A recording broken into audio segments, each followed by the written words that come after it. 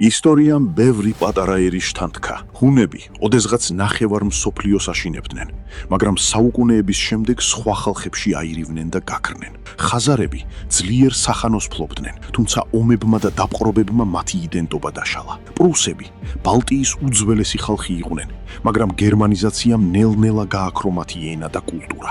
ალანების დიდი ნაწილიც სხვადასხვა ხალხში გაითქვიფა და მათი ძველი სამეფოები მხოლოდ ისტორიად დარჩა. ბევრმა პატარა ერმა იმპერიებს ვერ გაუძლო.